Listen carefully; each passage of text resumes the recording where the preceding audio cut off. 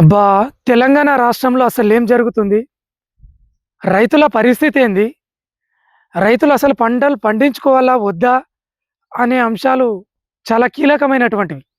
వాస్తవానికి వానాకాలం వచ్చిందంటే చాలు రైతులకు ఎరువులు గావాలి, విత్తనాలు గావాలి. ఇవి వస్తేనే రైతులు పంటలు పండిస్తారు. మరిప్పుడు ఏం జరుగుతుంది అసలు తెలంగాణ రాష్ట్రంలో? వాస్తవానికి చూడండి, గత 20, 30 రోజుల నుంచి గూడా చూసినట్లయితే తెలంగాణ రాష్ట్రం మొత్తానికి యూరియా, యూరియా అంటూ రైతులందరూ తమ యొక్క చెప్పులను లైన్‌లో పెట్టి చిట్టీల కోసం పెట్టుకొని ఉదయం 6 గంటలకు పోయి రాత్రి 8 గంటల వరకు గూడా పడిగాపులు కాస్తున్నటువంటి సందర్భం. ఒక రైతులు బాగుంటే రాజ్యం బాగుంటది అని మనం ఎన్నో ప్రభుత్వాలు వస్తున్నాయి, పోతున్నాయి. కానీ రైతు సంక్షేమం కోసం అవి చేస్తాం, ఇవి చేస్తాం, ఆ పథకాలు పెడతాం, ఈ పథకాలు పెడతాం అని చెప్తా ఉన్నారు. కానీ ఏమైతున్నది? మరి ఒక యూరియాని ఎందుకు తేలేకపోతున్నారు? ఈరోజు వికారాబాద్ జిల్లా కులకచర్ల మండలం లోపల ఒక రైతు తనకు ఒక యూరియా బస్తాని ఇప్పిండి సార్ అని చెప్పేసి ఒక ఎస్ఐ గారిని కాళ్ళు మొక్కుతున్న సందర్భం. ఆ వీడియో మీకు ఇక్కడ ప్లే చేస్తున్నాం, చూడండి. వాస్తవానికి ఇంత పరిస్థితి ఎందుకొచ్చింది?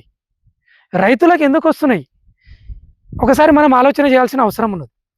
వాస్తవానికి కూడా ఈరోజు రైతులు లేకపోతే, ఈ ప్రపంచం లోపల రైతు అనే వ్యక్తి లేకపోతే మిగతా జనానికి ధాన్యం, ఆహారం, అన్నం దొరుకుతుందా? ఒకసారి ఆలోచన చేయాలి. ఎంత పెద్ద ఉద్యోగస్తుడైనా, ఎంత పెద్ద బిజినెస్ మ్యాన్ అయినా కూడా లాస్ట్‌కు రైతు పండించిన పంటను మాత్రమే మనం తినాల్సిన అవసరం ఉంటుంది. కాబట్టి ఈ యూరియా కోసం ఏంది ఈ పడిగాపులేంది? వీళ్ళ బాధలేంది? ఈ బాధలు ఎప్పుడు తీరుతాయి? అనే అంశాలను మనం ఈ ప్రభుత్వాలు కూడా ఆలోచించాలి.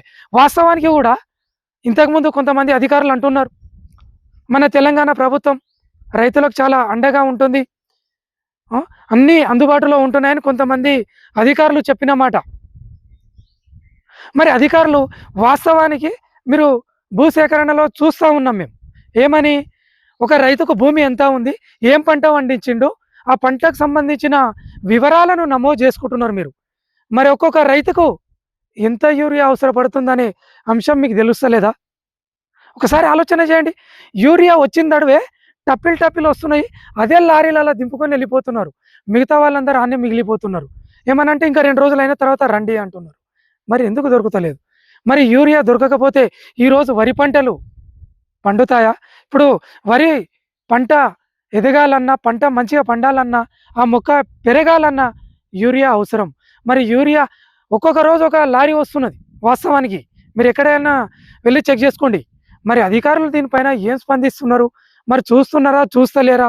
దీన్ని ఒకసారి ఆలోచన చేయాలి. యూరియా ఎంత వస్తుంది ఒక మండలానికి, ఒక జిల్లాకు, ఒక తాలూకాకు? మరి రైతులకు అందుతుందా లేదా? మరి పక్కదోవన పడుతుందా? ఇది కూడా ఒకసారి ఆలోచన చేయండి. వాస్తవానికి ఈరోజు విపి అంటే ఈరోజు ఎట్లాంటి పరిస్థితి చూసినామంటే కళ్ళతోటి, ఒక రైతు లైన్‌లో నిలబడి అక్కడ ఆ లైన్‌ను కట్టడి చేయనీకి వచ్చినటువంటి పోలీస్ బృందం కొద్దిగా లైన్ సెటరైట్ చేయనీకి వచ్చినప్పుడు ఒక రైతు పోయి ఒక ఎస్ఐ గారికి, కులకచర్ల మండల ఎస్ఐ గారి కాళ్ళ మీద పడుతుండండి. సార్, నా పంట ఎండిపోయేటట్లున్నది, కనీసం మీరు మాకు ఒక 2 బస్తాలు ఇప్పిండి సార్ అంటని అడుక్కుంటున్న సందర్భం. కాబట్టి ఇలాంటి పరిస్థితి రాకుండా చేయాలని ఈ ప్రభుత్వం కావచ్చు, అధికారులు కావచ్చు, మెయిన్ ముఖ్యమైనటువంటి అంశం ఏంది తెలుసా? అధికారులు మీరు ఖచ్చితంగా రైతులకు మీరు ఎంత యూరియా అవసరము అనేది ఫస్ట్ సేకరించండి.